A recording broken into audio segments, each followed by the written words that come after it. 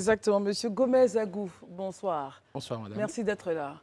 Dans l'imaginaire de certains Africains, le Fonds monétaire travaille pour le bonheur de l'Occident et fait tout, envoie des mesures pour fatiguer, entre griffes, en brackets bien sûr, les pays africains. Ma question est triviale. Comment répondez-vous à cette question? Mais avant, il faut rappeler que vous êtes représentant du Fonds monétaire international. Au Gabon, pardon. Voilà.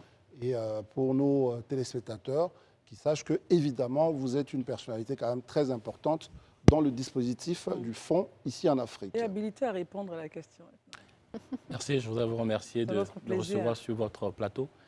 Je pense qu'il est important d'expliquer ce que c'est que le Fonds monétaire, afin de pouvoir comprendre et répondre à la question que vous posez. Alors, le Fonds monétaire, c'est simplement une tontine mondiale.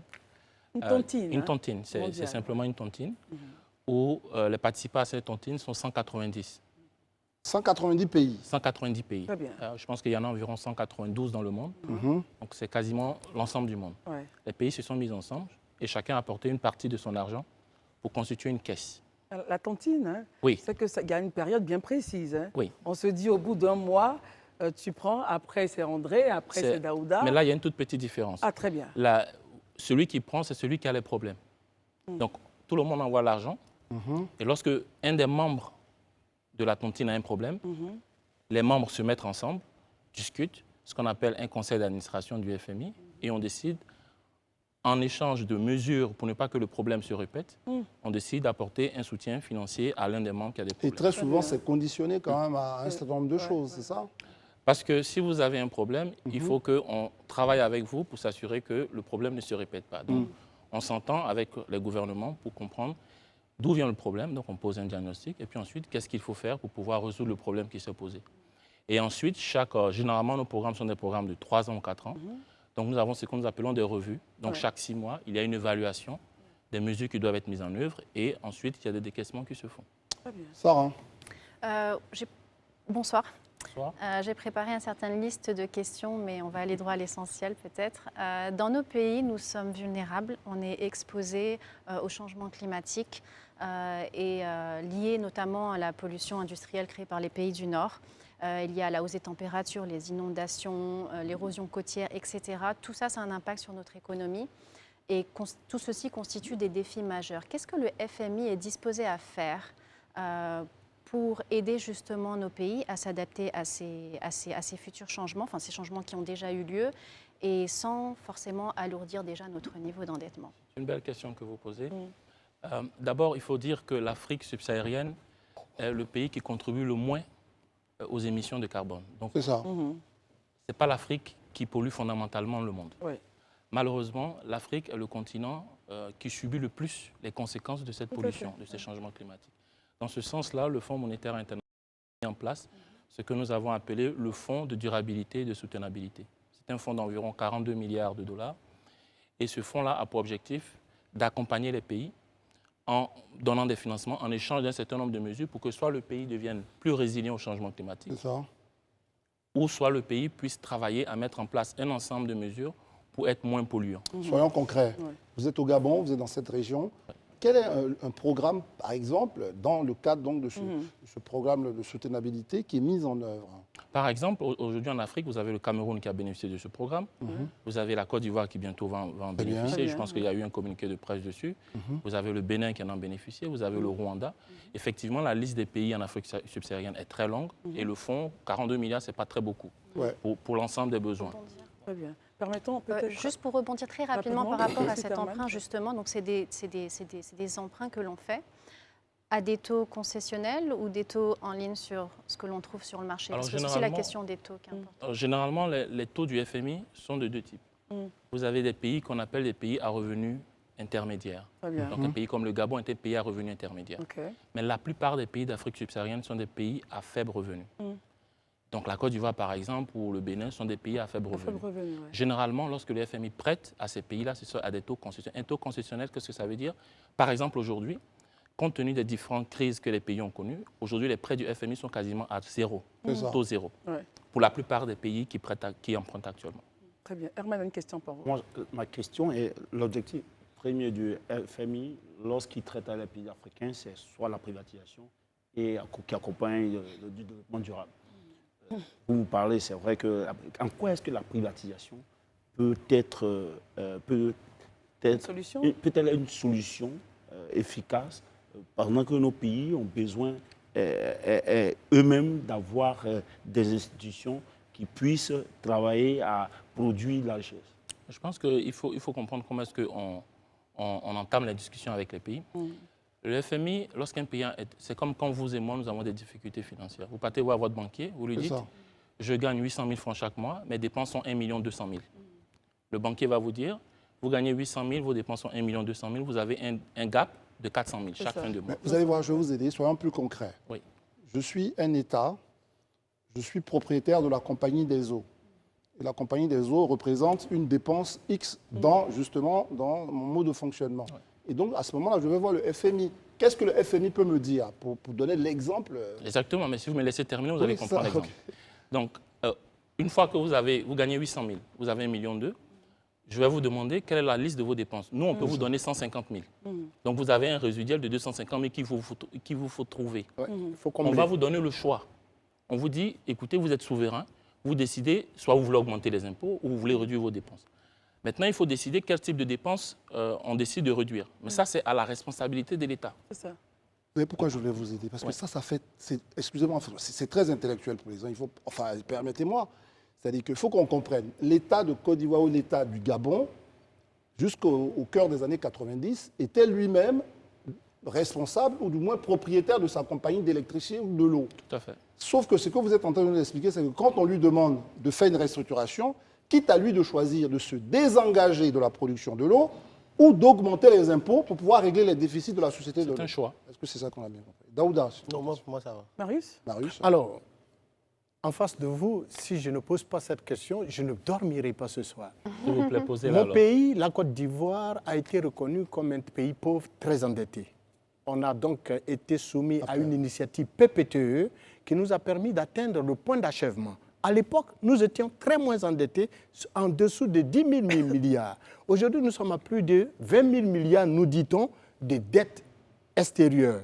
Et on nous dit, on gère bien. Là où nous sommes totalement très endettés, on nous dit, nous gérons bien. Or, hier, nous étions moins endettés. On nous a dit que nous étions un pays très pauvre et très endetté. Aujourd'hui, quelle est la situation réelle d'un pays comme la Côte d'Ivoire, à votre humble avis? Avec une dette de plus de 20 000 milliards. Malheureusement, je ne peux pas donner de point de vue sur la Côte d'Ivoire et je vous explique pourquoi. Comme vous l'avez dit, je suis représentant résident du Gabon. C'est ça. Et dans les règles de l'institution, un national ne peut pas être en charge de son pays. Sinon, évidemment, il y a des questions de conflit d'intérêts énormes. Absolument. Donc, pour cette raison, il y a des voix autorisées qui s'occupent de la Côte d'Ivoire. Maintenant, si vous avez une question sur le Gabon, sur la dette du Gabon, je me ferai le plaisir de vous répondre. J'ai une question justement qui pose, est-ce qu'on ne peut pas la ramener à la condition au cas du Gabon. Au cas du Gabon. Effectivement. Alors, si vous prenez aujourd'hui le cas du Gabon, vous verrez que la plupart des programmes du FMI, l'objectif fondamental du programme, c'est de travailler à ce que le pays ne se retrouve pas dans une situation de surendettement. C'est la raison fondamentale des discussions que nous avons. Parce qu'une fois que vous êtes surendetté, vous ne pouvez plus rien faire. Vous ne pouvez plus vous occuper de vos populations. Donc, dans le cas, par exemple, du Gabon, il y a un certain nombre de mesures que nous avons proposées aux autorités dans le temps. Il faut travailler à s'assurer que les ressources pétrolières, par exemple, gabonaises, vont dans le budget de l'État. Il faut travailler à s'assurer que les personnes qui ont besoin de subventions au niveau de la population gabonaise sont celles qui bénéficient des subventions et pas des gens comme vous et moi, mais vraiment les personnes qui en ont besoin. Il faut travailler pour s'assurer que les dépenses ne sont pas des dépenses qui financent des voitures, des salaires, mais plutôt des dépenses qui financent des écoles, des infrastructures pour le développement du pays. C'est ce type de discussion que nous avons avec les autorités. Vous avez des indicateurs, en fait. Oui, absolument. Vraiment, moi j'ai pas beaucoup de... Enfin, je me sens qu'on n'a pas beaucoup de temps, mais il ne me semblait pas que c'était ça le sens de la question. Partons pas sur le cas de la Côte d'Ivoire, forcément. Totalement. Mais quel est le lien qu'on fait entre le niveau d'endettement et, bien sûr, ce qu'on peut appeler la santé financière du pays, etc. Donc, il y a une compréhension comme ça, un peu plutôt triviale, qu'on souhaiterait quand même passer à nos téléspectateurs pour dire, bon, qu'est-ce que ça veut dire le pays est trop endetté, au fond? Est-ce que ça veut dire se porte bien, par exemple? Est-ce qu'il peut être trop endetté, bien se porter ou pas? Enfin, le niveau de dette d'un pays est fonction, l'appréciation qu'on porte sur la dette d'un pays est en fonction de plusieurs facteurs. Très bien. Si vous gagnez 1 million et que vous avez une dette de 500 000, et quelqu'un qui gagne 10 millions et qui a une dette de 1 million, n'ont pas les mêmes problèmes. C'est ça. Donc, votre dette doit toujours amener à ce que vous gagnez, à votre revenu. C'est ça. Dans le cas d'un État, vous avez deux types de revenus qu'on regarde. Il y a la richesse que tout le monde produit, mais l'élément le plus important, c'est le revenu que l'État gagne à travers les impôts et les douanes, parce que c'est ça qui vous permet de repayer votre dette.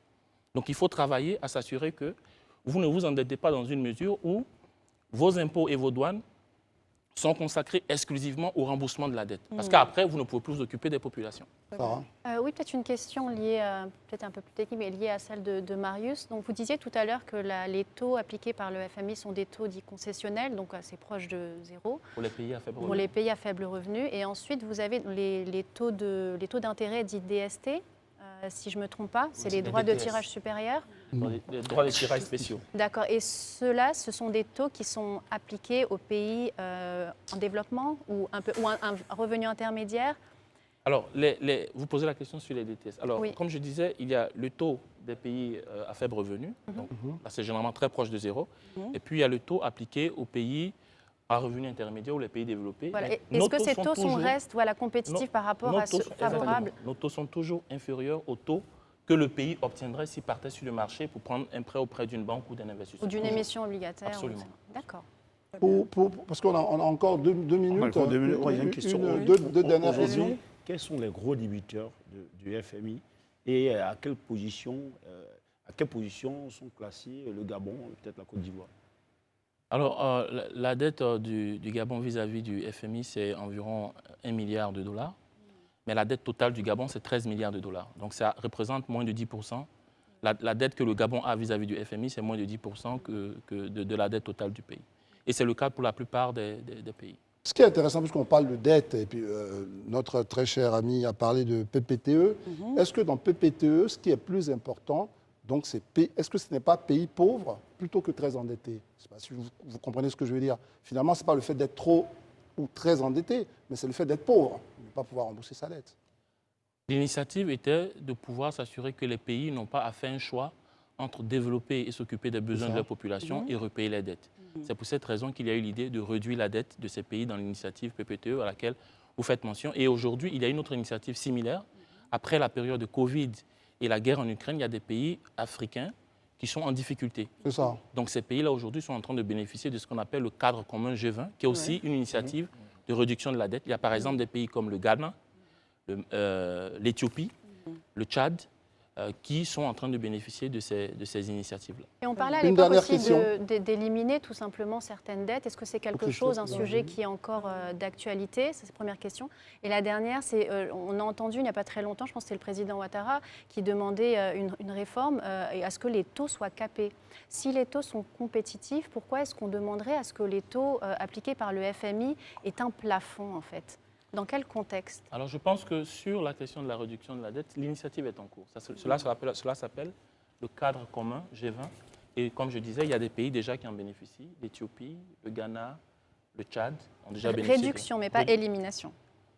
L'élimination n'est pas une bonne idée. Parce que si on élimine la dette de tout le monde, ça veut dire que la prochaine fois... Non, pas tout le monde, juste ceux qui sont en extrême difficulté de développement parce qu'il y a des conflits. Absolument. Imaginez-vous qu'on élimine la dette de quelqu'un.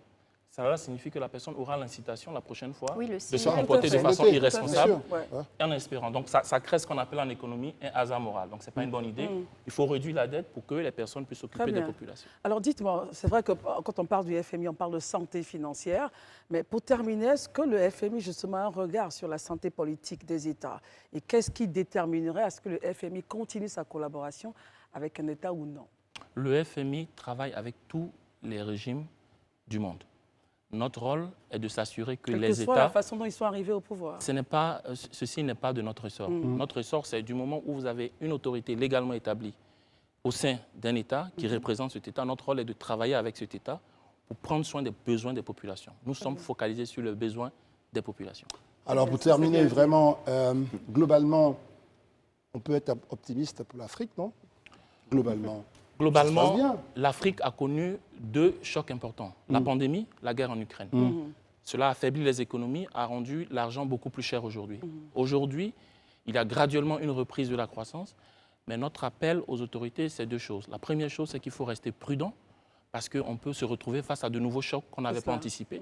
La deuxième chose, il faut que les autorités continuent de travailler à compter sur leurs ressources propres internes d'abord. parce que l'argent sur les marchés internationaux sont devenus beaucoup plus chers. Très bien. Très bien. Vous êtes donc, on l'a dit, un représentant du Fonds monétaire international au Gabon, Gomes Agou. Gomes, ça fait, au lieu de dire Gomez, je dis Gomes, ça fait un peu portugais. C'était le nom de famille du meilleur ami de mon père. Donc voyez-vous... À une certaine époque, quand on est amis, mes enfants porteront le nom. Oui, c'est vrai, ça c'est un bel hommage rendu justement à l'ami du vieux. En tout cas, nous on vous remercie d'être venu spontanément comme ça éclairer nos nombreux téléspectateurs des questions de finance à l'international et de répondre à nos questions.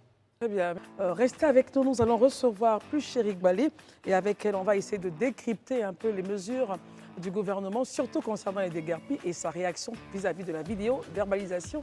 À tout à l'heure.